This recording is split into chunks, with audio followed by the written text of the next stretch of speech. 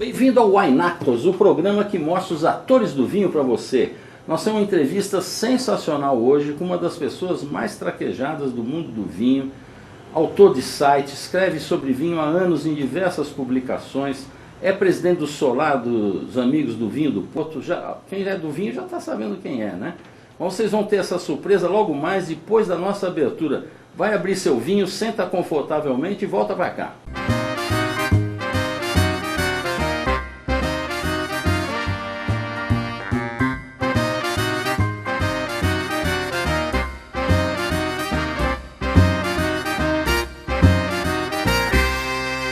Saúde. Saúde. Estamos aqui brindando com o Peverella do Luiz Henrique Zanini. Vou até aqui dar um close para vocês. Olha aqui que espetáculo. O homem que resgatou essa uva tradicional dos imigrantes, não é verdade? Uhum. Zé Maria, você então está com o seu site que é o Brasil Vinhos. Uhum.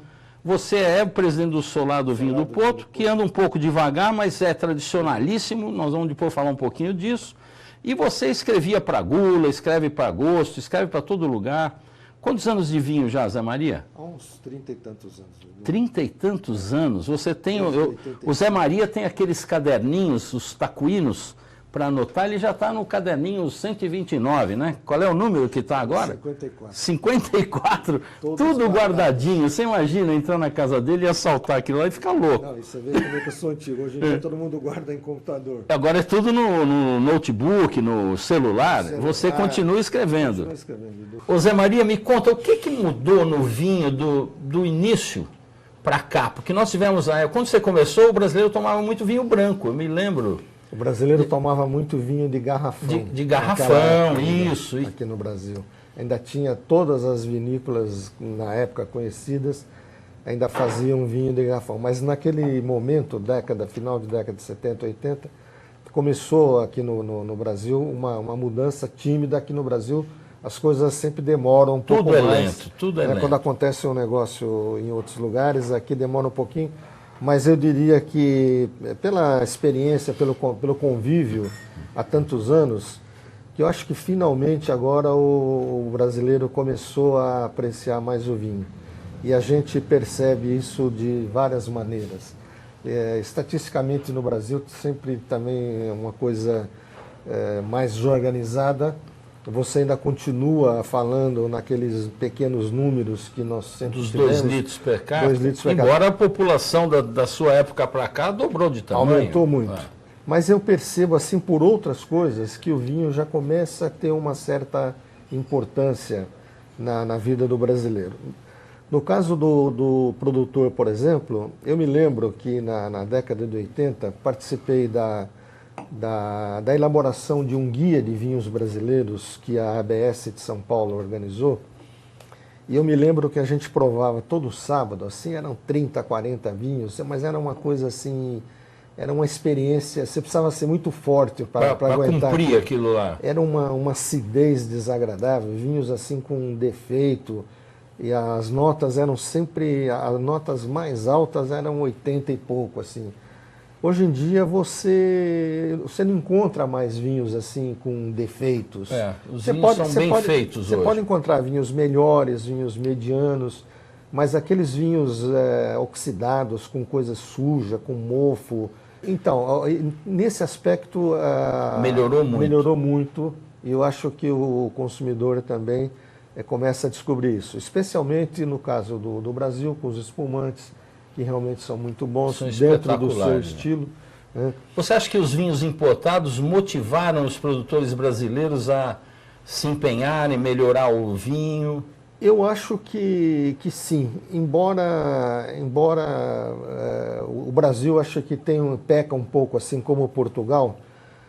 Você tem em vários países muitos movimentos que congregam produtores, né? No caso do Chile, por exemplo.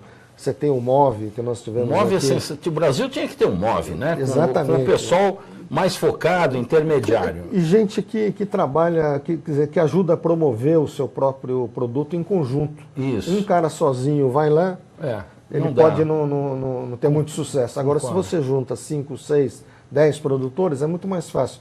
Em Portugal, por exemplo, uma outra lembrança que eu tenho, Você tem lá os Douro Boys, por exemplo. Douro Boys, são nossa.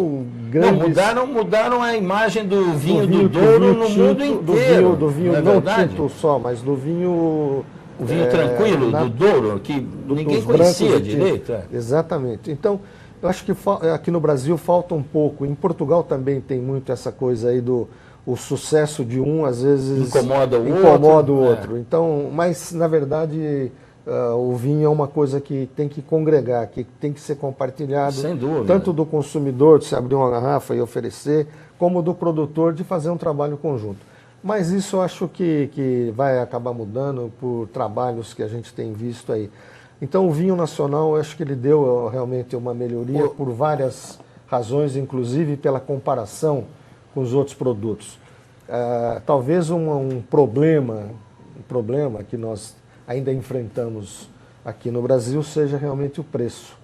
Porque é imbatível você pegar um produto do Chile, da Argentina... na mesma faixa de preço, os vinhos acima de R$50, até os R$150, na faixa de preço igual, o Brasil perde. Lamentavelmente. Abaixo de 50 é o contrário. Eu acho que o vinho brasileiro é muito superior a esses importados de clube. Se você tem uma enxurrada hoje de vinhos espanhóis, que lá deve custar 50 cêntimos, e aqui chegam num preço... Chega a R$30. Quer dizer, todo mundo se encanta com esses franceses, com esses espanhóis e tal, mas no Brasil, realmente, nessa faixa você tem uma coisa melhor. Antigamente você tinha poucas importadoras que dominavam o mercado e traziam aquelas coisas tradicionais. E hoje em dia você vê que existe uma diversidade. Acho que o Brasil, olha, eu posso mencionar, talvez, Brasil, Estados Unidos, com certeza, o Reino Unido, a Inglaterra, o Japão, que devem beber vinhos que são países que bebem... Ele é muito aberto, né? O japonês é o principal mercado de vinho natural, é o japonês, eles são muito abertos. Né? Então, os consumidores desse país têm o privilégio de beber vinhos do mundo inteiro, das melhores coisas do mundo inteiro. Você vai, por exemplo, num grande país produtor como Portugal, a Itália, o Chile, a Argentina, o cara só bebe o que é de vinho lá. Dele. É isso mesmo. E aqui nós temos esse privilégio. É um privilégio, embora isso... Evidentemente, existe uma concorrência grande com o produtor nacional, mas a gente que é consumidor tem esse privilégio de provar as melhores coisas de todo mundo. Que incrível, né? E hoje em dia, não, você vê, tem muita gente apreciando vinhos da Itália, os bons vinhos da Itália, da Espanha, de Portugal. Então o mercado do Novo Mundo também, da Austrália, da Nova Zelândia, dos Estados Unidos. Tá. E o consumidor, ele passou a ser mais exigente também. Uma coisa que me chamou muito a atenção é um nicho de mercado. Mas, por exemplo, na última feira, da Feira do Naturebas, organizada aqui pela Alice Cereja e pelo Ramatiz, da Enoteca São Vincent, onde nós estamos falando nesse momento, que fazem um trabalho assim que eu admiro muito.